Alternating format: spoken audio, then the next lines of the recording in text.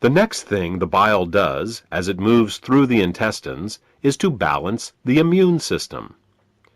When most people think of the immune system, they think of white blood cells floating through the bloodstream.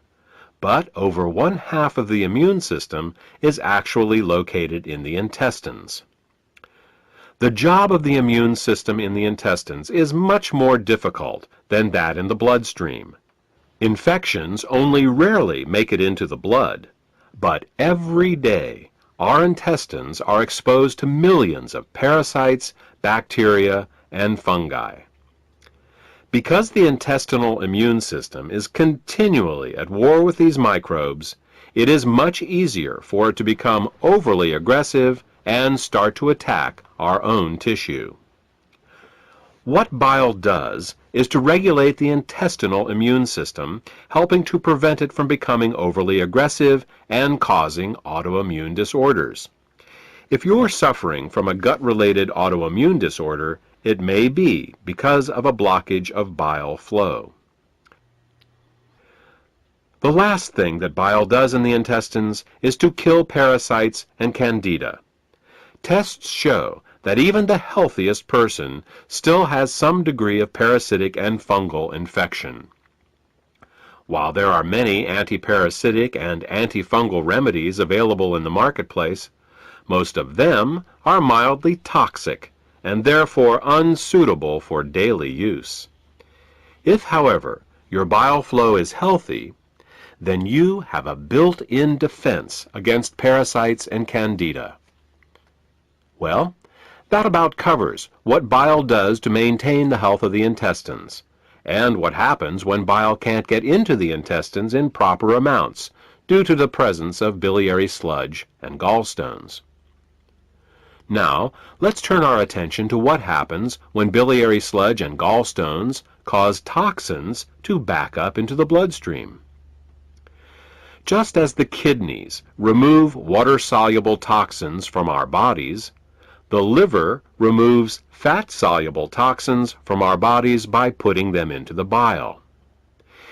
If the bile gets clogged up due to biliary sludge and/or gallstones, then the fat-soluble toxins can't get out, and they start to build up in the body. One of the first signs that bile is backing up is an increase in cholesterol. This happens because the only way cholesterol can leave the body is through the bile.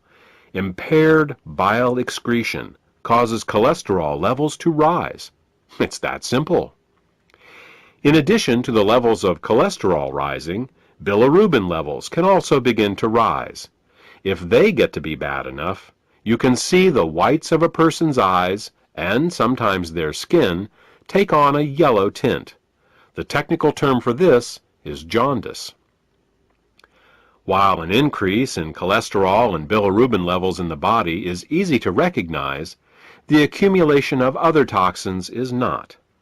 Literally thousands of toxins and chemicals are processed by the liver for removal through the bile each day.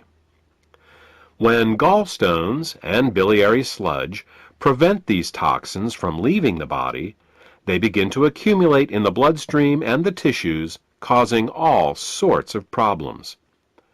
Dissolving gallstones and biliary sludge is an often overlooked but vitally important part of any detoxification program. The last problem we will discuss, that is caused by bile backing up into the bloodstream, has to do with immune function. As we said earlier, bile plays an important role in the immune system of the intestines by keeping it from becoming overly aggressive. Unfortunately, what's good for the immune system of the intestines is terrible for the rest of the body. Studies have shown that when bile acids are present in the bloodstream, they inhibit chemotaxis and phagocytosis. These are fancy words for how well white blood cells can locate, move towards, and swallow infectious microbes. Thus, what starts out as a beneficial immunoregulative action in the intestines becomes an immunosuppressive action in the bloodstream and the tissues. These are all effects of bile backing up in the bloodstream. The final set of problems we will discuss is how biliary sludge and gallstones can affect the neighboring organs. In addition to bile acids backing up into the bloodstream, bile can also back up into the pancreas and liver, where it can cause alkaline burns. This is because the liver, pancreas, and gallbladder all share the same basic plumbing, the common bile duct. There are valves that keep the bile from backing up into the liver and pancreas. If a small stone finds its way into one of these valves, the valve can get stuck in the open position. If this happens, then every time the gallbladder contracts to squeeze the bile into the small intestines, it can also squeeze the bile into the pancreas and the liver, causing caustic alkali burns and irritation.